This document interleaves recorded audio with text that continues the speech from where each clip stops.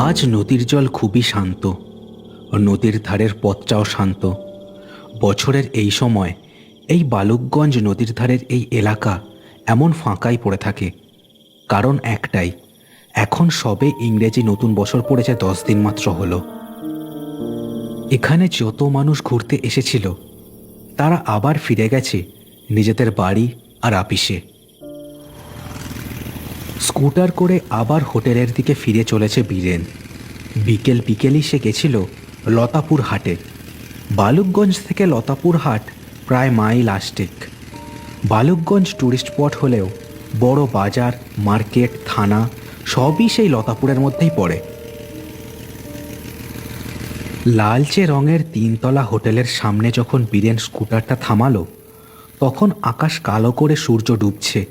শীতকালের বেলা, সন্ধ্যা নামে ঝপ করে। হরিদা, ও হরিদা, এইদিকে এসো, ব্যাগট্যাগগুলো নিয়ে যাও। বীরেনের ডাকে কাঁধের গামছাখানা সামলাতে সামলাতে হোটেলের কুক হরিপদ তাড়াতাড়ি বেরিয়ে এলো। এই নাও ব্যাগগুলো, আর ওই আলোগুলো জ্বেলে দাও। হরিপদ হাতের ব্যাগ দুটো নিয়ে মুখটা কাচুমাচু করে বলে উঠল, ম্যানেজার দা, মালিককে একটা ফোন করো। এবার আলোগুলো ঠিক না করালে যে আর চলছে না দাদা। বীরেন তার কথায় ঘাড় তুলে 3 তলার দিকে দেখল। লম্বা সারি দেওয়া ঘরের সামনের করিডোরগুলো আঁধারে ঝুম হয়ে আছে। আলোগুলো খারাপ হয়ে গেছে আজ প্রায় 1 সপ্তাহ বেশি। হ্যাঁ, মালিককে জানিয়েছি গো, খালি বলে আজ টাকা পাঠাচ্ছি, কাল টাকা পাঠাচ্ছি। যাকগে, এমনিও তো এখন তেমন একটা লোকজন আসবে না, তাই অত ভাবনা নেই।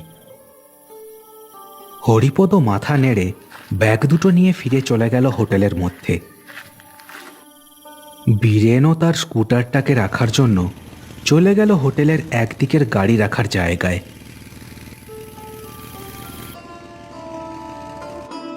এই বালুকগঞ্জ জয়তী নদীর পাড়ে গজিয়ে ওঠা ছোট্ট একটা জায়গা। গোটা এলাকাটার প্রায় বেশিরভাগ বাড়ি আদতে এক একটা ছোট বড় হোটেল। মরশুম পড়লেই এখানে নানান জায়গা থেকে ভ্রমণ পিপাসু লোকজন এসে ভিড় জমায়। এখানে তখন জয়তী নদীর পাড়ে আনন্দ উৎসবের মেলা বসে। কিছুদিন আগেই ইংরেজি নববর্ষ উপলক্ষে এখানে পা ফেলার উপায় ছিল না, কিন্তু এখন সববার ছুটি শেষ, তাই খাঁ খাঁ করছে পুরো এলাকাটা। বীরেন হোটেলের রিসেপশনে বসেছিল একটা টুলের ওপর। এখন কেউ আসার সম্ভাবনা প্রায় নেই বললেই চলে। ভোলা, ওরে ও ভোলা, এদিকে শোন একবার। হোটেলের কর্মচারী ছেলেটা ভেতরেই ছিল, হয়তো কোনো কাজ করছিল। বীরেনের ডাকে সেখানে এসে দাঁড়ালো।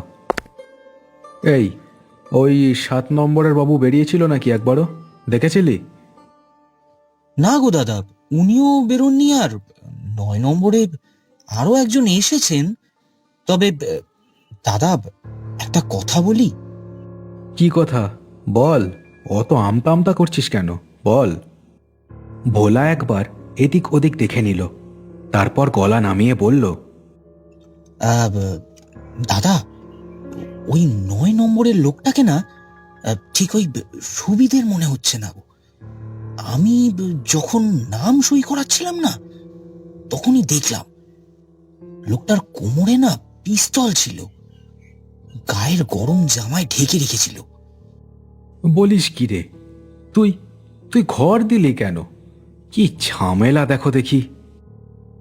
একে দাদা, যা বদরাগী লোক মনে হচ্ছিল, আমি ভেবলে গেছিলুম একেবারে।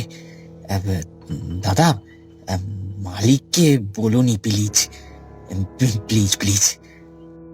আরে ধুর, সে কেন বলতে যাব। যাকগে, নিজের কাজে যা, আমি দেখি কথা বলে আসি কেমন লোক। ভোলা আবার এদিক ওদিক দেখে নিয়ে চলে গেল হোটেলের ভেতর। বীরেন পড়ল ফাঁপড়ে। বছরের এই সময় কোন আপদ এসে যে জুটল এই হোটেলে কে জানে। হোটেলের চারদিকে চাপ চাপ আঁধার জমে আছে। একটু আগেই বীরেন লক্ষ্য করেছে হোটেলের আরো কয়েকটা আলো খারাপ হয়ে গেছে। হাতে এমার্জেন্সি লাইট নিয়ে সিঁড়ি দিয়ে সে উঠে এলো দোতলায়। 9 নম্বর ঘরখানা একেবারে কোণের দিকে। করিডোর ধরে কিছুটা মাত্রই এগিয়েছিল সে। হঠাৎ মনে হলো 7 নম্বর ঘরের দরজাটা যেন খুব সাবধানে খুলে বেরোলো ভেতরের লোকটা। বীরেন হাতের আলোটা নিভিয়ে একটা থামের আড়ালে দাঁড়ালো কি ব্যাপার সেটা বোঝার জন্য। দেখল লোকটা খুব সাবধানে পা টিপে টিপে গিয়ে দাঁড়ালো 9 নম্বরের সামনে। তারপর যেন দরজায় আড়ি পেতে শুনতে লাগলো। করছেটা কি লোকটা? অদ্ভুত কাণ্ড তো। এই চোর ছেচোরদের আড্ডা হয়ে উঠল নাকি হোটেলটা? বীরেন এবার হাতের লাইটটা ফট করে জ্বেলে দিল আর লোকটাকে শুনিয়েই গলাটা ছাড়ল। লোকটা চমকে পিছন ফিরল আর বীরেনকে দেখে থমকে গেল। দাদা, কি করছেন? এসব কাণ্ড করলে কিন্তু এই হোটেলে আর আপনাকে আমি থাকতে দিতে পারবো না। না না, এসব একদম ঠিক না। ভুল বুঝছো ভাই। আমি আসলে দেখছিলাম, আসলে একটু আগে একটা চিৎকার শুনলাম, মনে হয় আমার মনের ভুল। আমি ভদ্রলোক, চোর নই। আজকাল দেখছি লোকের ভালো করতে নেই। হ্যাঁ, যত সব। একটানা এতগুলো কথা বলেই সে এবার গটগট করে হেঁটে গিয়ে ঢুকলো নিজের ঘরে আর দড়াম করে দরজাখানা বন্ধ করে দিল। এই লোকটা এই হোটেলে এসেছে প্রায় 3 দিন হলো, কিন্তু এর মধ্যে একদিনও বাইরে বেরোয়নি। এই প্রথম লোকটাকে ঘরের বাইরে দেখল বীরেন। স্যার, দরজাটা একটু খুলুন, আমি হোটেলের ম্যানেজার। খুট করে দরজাটা খুলে গেল। একটা গাঁটটা গোট্টা লোক দরজার ওপারে দাঁড়িয়ে, মুখে বিশাল একখানা গোঁফ। কি ব্যাপার বলুন? আমি তো সব ডকুমেন্ট জমা দিয়ে ঘর নিয়েছি। কোনো সমস্যা? আরে না না স্যার, শুধু জানতে এলাম রাতে কি খাবেন আর রুমে সব ঠিকঠাক আছে কিনা সেটাই। আহা, আপনাদের ওই ছেলেটাকেই তো বললাম রাতে কোনো খাবার দাবার লাগবে না। আবার আপনি কেন? যাই হোক, শুনুন, আর বিরক্ত করবেন না, যান এখান দিয়ে। এ কথা বলেই দড়াম করে তার মুখের ওপর দরজা বন্ধ করে দিল লোকটা। বীরেন বুঝল এই 7 নম্বর আর 9 নম্বর দুটো ঘরেই 2 মক্কেল ঠিক সুবিধের নয়। একজন লুকিয়ে আড়ি পাচ্ছে তো আরেকজন বন্দুক নিয়ে ঘরের মধ্যে বসে আছে। না, পুলিশ ডাকতে হবে। মনে মনে একথা ভেবেই সে নিচের দিকে ফিরে গেল।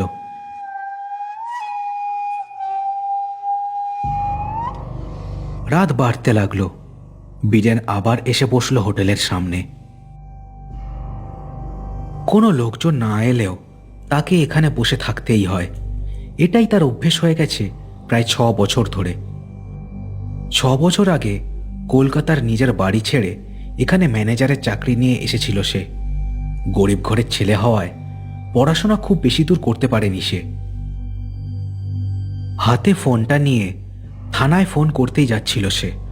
হঠাৎ একটা ঠান্ডা বাতাস যেন শরীরটা কাঁপিয়ে দিল তার। উফ, বাপ রে বাপ! ভোলা, ও ভোলা, এদিকে একবার আয় দেখি বাপ।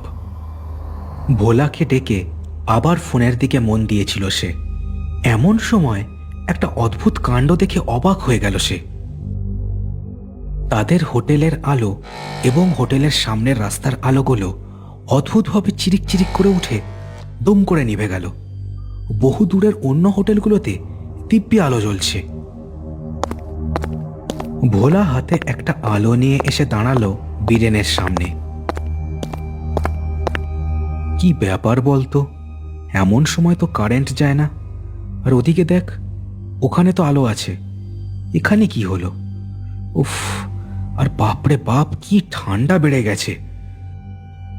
যা বলেছ দাদা, আজ যেন সবকিছু সত্যি কেমন অদ্ভুত রকম হচ্ছে। বেশ, এক কাজ কর, আগুন জ্বাল দেখি। 2-1 হয়তো এখনো আসতে পারে, বুঝলি তো? রাত 8টার বাসখানা এখনো আসেনি। আচ্ছা দাঁড়াও, হরিদাকেও ডাক দিই। ও, এরম ঠান্ডায় একটা বোতল খুলে বুঝতে পারলে না, একেবারে জমে যেত। হ্যাঁ, 10টা বাজুক, দেখা যাক কি হয়। তুই তো তোর তালেই আছিস। আমার একটা চিন্তা লাগছে রে ভাই। 7 নম্বর আর 9 নম্বর দুটো ঘরের লোক দুটো একদম সুবিধের লাগছে না, বুঝলি? হ্যাঁ, ভুল কিছুই বলনি। এমনি এ সময় লোকজন আসে না। আর এখান থেকে অন্য হোটেলগুলো সেই কত কত দূর। ভালোই ভালোই আজ রাতটা কাটালি বাঁচা যায়। এ কথা বলে ভোলা চলে গেল হোটেলের সামনে আগুন জ্বালাতে। বীরেন হাতে ফোন নিয়ে আবার থানায় ফোন করার চেষ্টা করতে লাগলো, কিন্তু ফোন লাগছে না কিছুতেই। আগুনের চটপট শব্দ ভেসে আসছে। হরিপদ আর ভোলা বসে পড়েছে হাত সেঁকতে। বীরেনও নিজের চেয়ারখানা টেনে এনে বসেছে ওদের কাছে। কি ব্যাপার বলো তো ম্যানেজার দা? অন্যদিন তো কারেন্ট চলে আসে এতক্ষণে, আজ কি হলো কি জানে। আজ সবই আজব। কেমন যেন গাটা একেবারে শীতে কাঁপছে। তাই না দাদা? বীরেন কিছু বলতেই যাচ্ছিল, এমন সময় একটা গাড়ি এসে দাঁড়ালো তাদের হোটেলের সামনে। সকলে সেদিকেই তাকালো। দুজন লোক নেমে দাঁড়ালো গাড়ি থেকে। সাধারণ চেহারা, তবে তাদের হাতে একটা বিশাল ব্যাগ। দেখে মনে হচ্ছে সেটা যথেষ্ট ওজন আছে। এই, এখানকার ম্যানেজার কে? আমি? তা ঘর নেবেন নাকি স্যার? না না, আমরা এসেছি অন্য কাজে। এখানে 7 নম্বরে একজন আছে, আমরা সেখানেই যাব। আমরা হলাম 7 নম্বরের অতিথির অতিথি, মানে গেস্টের গেস্ট, বুঝলে? কিন্তু স্যার, 7 নম্বরের বাবু তো সেরকম কোনো কথা আমাদের বলেননি। আচ্ছা, এই ভোলা, যা দেখি ভাই, জেনে আয় একবার। স্যার বসুন। ভোলা উঠে হাতের আলো নিয়ে দূরদার করে চলে গেল হোটেলের দিকে। লোক দুটো কিন্তু বসলো না, দাঁড়িয়ে দাঁড়িয়ে ওদেরকে আগা পাঁচতলা জরিপ করতে লাগলো। মিনিট কয়েকের মধ্যেই ভোলা আবার ফিরে এসে বলল, স্যার, ওই 7 নম্বরের বাবু ডাক দিয়েছেন আপনাদের, যান। লোক দুটো কোনো কথা না বলে বড় ব্যাগটা নিয়ে হন্তদন্ত হয়ে চলে গেল হোটেলের দিকে। কি ব্যাপার বলতো, এই এত লোক হোটেলে এই সময়, আর এদের কাউকেই তো খুব একটা সুবিধের মনে হচ্ছে না। হ্যাঁ, সত্য কথা বলেছ। কে যে কোন মতলবে হোটেলে পা রাখছে সেটাও বোঝা মুশকিল। হ্যাঁ, তবে এই কে রে? কে দাঁড়িয়েই আছে ওইখানে? ভোলার হঠাৎ এই চিৎকারে দুজনেই চমকে তাকালো গাড়িখানার দিকে। তারা দেখল গাড়ির ঠিক পিছনে একটা লোক, লম্বা আর বিশাল আকারের লোকটা, আর সব থেকে ভয়ানক তার দুটো চোখ। কে ওখানে? লোকটা কোনো উত্তর দিল না, সেখানে দাঁড়িয়েই তাদের দেখতে লাগলো। ওরা তিনজনও লোকটার দিকে হা করে তাকিয়েছিল। হঠাৎ একটা কনকনে বাতাস বয়ে গেল, আর আগুনটা ঝপ করে নিভে গেল সাথে সাথেই। ভোলা চমকে উঠে হাতের এমার্জেন্সি আলোটা তুলে ধরল, আর তুলেই অবাক হয়ে গেল। গাড়ির পিছন দিকটা খালি, ঝুপসি অন্ধকারে শুধু হালকা কুয়াশা পাক দিচ্ছে সেখানে। এক্ষুনি তো লোকটা ওখানে ছিল, গেল কোথায়? ম্যানেজার দা, চলো ভেতরে যাই। আমার কেমন গা বাজছে গো। হ্যাঁ গো দাদা, ভেতরে চলো। আজ যে কি হচ্ছে, হে মা কালী, রক্ষে করো মা, রক্ষে করো। বীরেন আর আপত্তি করল না। তারও কেমন যেন অদ্ভুত লাগছে আজকে সন্ধ্যের পর থেকে ঘটে চলা সব ব্যাপার স্যাপারগুলো। তিনজন এমার্জেন্সির আলোয় পথ দেখে দেখে হোটেলের ভেতর ঢুকলো। বীরেন কি করা যায় এবার ভাবতে লাগলো। হঠাৎ আবার সেই ঠান্ডা বাতাসটা বয়ে গেল ওদের ওপর দিয়ে। কনকনে শীতে যেন হাড় পর্যন্ত জমে গেল তাদের। এই এই, কে কে ওই দেখো, কে কে যেন সিঁড়ি দিয়ে উঠছে। কথাটা শুনেই ভোলা হাতের আলোটা তুলে ধরল সিঁড়ির দিকে, আর সাথে সাথে দেখল বিশাল একটা চেহারা সিঁড়ি দিয়ে উঠে মিলিয়ে গেল দোতলার বাঁকে। তিনজন ভয়ে পাথরের মতো দাঁড়িয়েছিল। ব্যালকনির রেলিংয়ের ছায়াটা দেয়ালে কেঁপে কেঁপে উঠছিল থেকে থেকে, কারণ ভোলার হাতের আলোটাও কাঁপছিল তার শরীরের সাথে।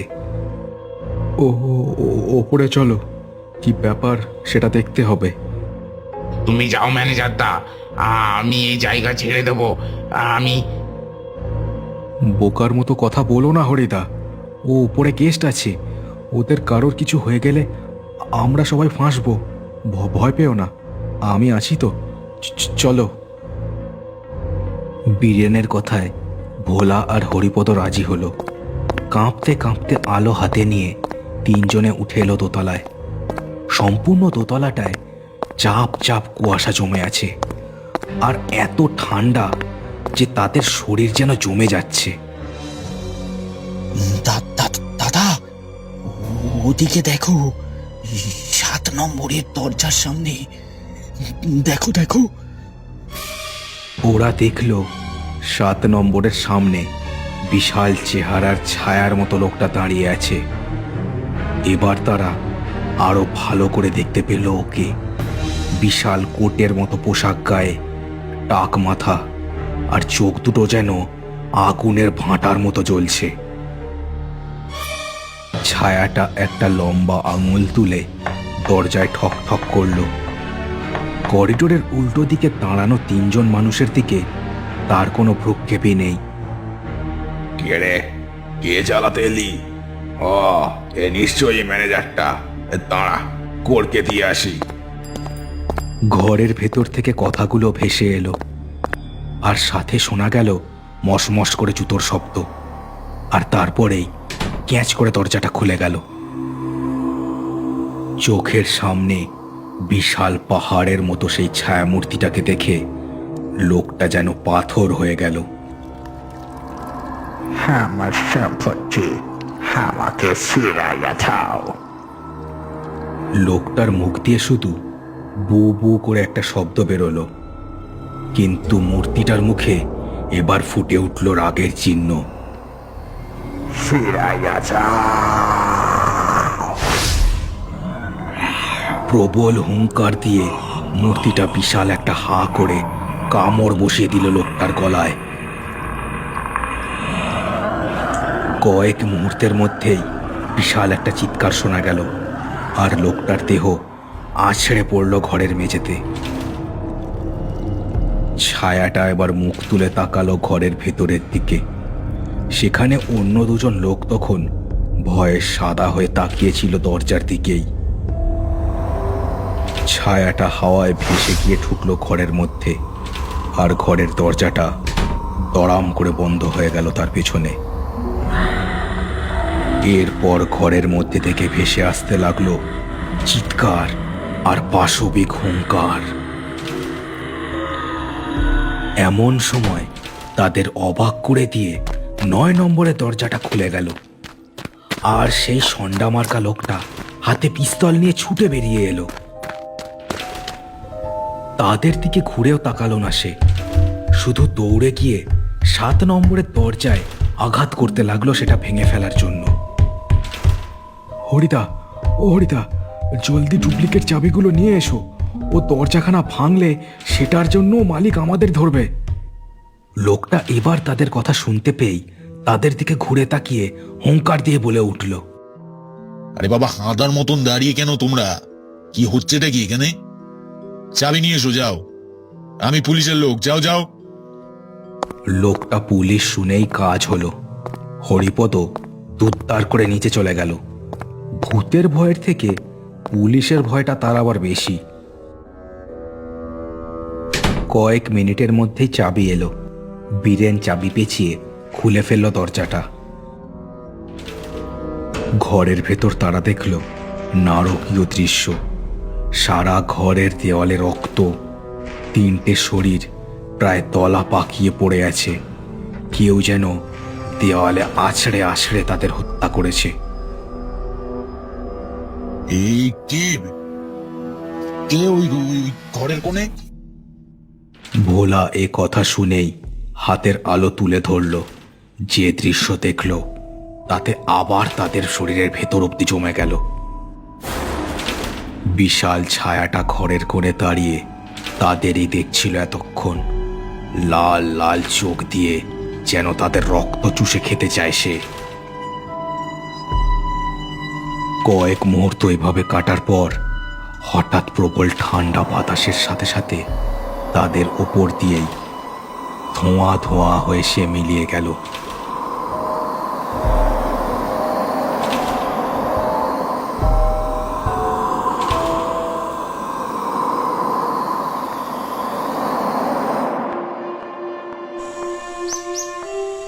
সকালবেলা ছায়া হোটেলের সামনে যেন মেলা বসে গেছে। আশেপাশের হোটেলের লোক থেকে শুরু করে পুলিশ, অ্যাম্বুলেন্স, কে নেই সেই ভিড়ে। বীরেন, হোটেলের মালিক, ভোলা, হরিপদ আর সেই পুলিশ অফিসারটি একদিকে সবার থেকে সরে দাঁড়িয়ে আছেন। কাল রাতে কি হয়েছিল স্যার? মানে আমরা তো কিছু বুঝতে পারছি না, আর আমাদের কেউ কিছু বলছেও না। কাল রাতে কি হলো সেটা আমিও বিশ্বাস করতে পারছি না। তবে তবে হ্যাঁ, যারা কাল খুন হলো তাদের ব্যাপারে বলি। এরা সব হলো ওই কবরের ডাকাত। মানে মানে এরা দল বেঁধে বহুকালের পুরনো নষ্ট হতে বসা গোরস্থানের কবর খুঁড়ে দামি জিনিস বের করে। সেটা দামি ঘড়ি হতে পারে, সোনার দাঁতও, আবার কখনো কখনো সোনার দুষ্প্রাপ্য মুদ্রা বা মোহরও হতে পারে। মুদ্রা বোঝেন তো, ব্রিটিশ আমলের সোনার টাকা।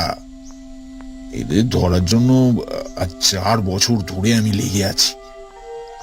কাল গোটা দলটাকে ধরার জন্যই এই হোটেলে ঘাঁটি গেড়েছিলাম। আগে থেকেই খবর পেয়েছিলাম যে এখানে এদের দলটা জড়ো হবে কোনো ওই বড় দাও মারার পর। কিন্তু কিন্তু হায়, ধরতে আর পারলাম কই। স্যার, ওদের ব্যাগে এক গাদা সোনার কয়েনের সাথে এটাও পাওয়া গেছে। তাদের কথার মাঝেই একজন হাবিলদার হাতে একটা বড় ফ্রেম নিয়ে এসেছিল। একটা আবছা হয়ে আসা ছবি। সময়ের চাপে প্রায় ছিঁড়ে নষ্ট হয়ে গেলেও ছবির মূল বিষয়বস্তুটা বোঝা যায়। একটা ঘোড়ার জিন ধরে দাঁড়িয়ে আছে একটা লোক। বিশাল লম্বা কালো কোট পরা তার দেহ। সাদা মুখের কোনো বৈশিষ্ট্য বোঝা না গেলেও টাক মাথা আর চোখ দুটো দেখা যাচ্ছে। এই যে কাল রাতের ছায়ামূর্তি, তাতে কোনো সন্দেহ নেই। তবে কি এর কবর থেকেই এরা এই সোনার মোহর তুলে এনেছিল, আর সেজন্যেই ছায়া হয়ে সে পিছু নিয়েছিল এদের? দিনের আলোতেও ছবির চোখ দুটো যেন বীরেনের পিঠ দিয়ে ঠান্ডা জলের স্রোত বইয়ে দিল।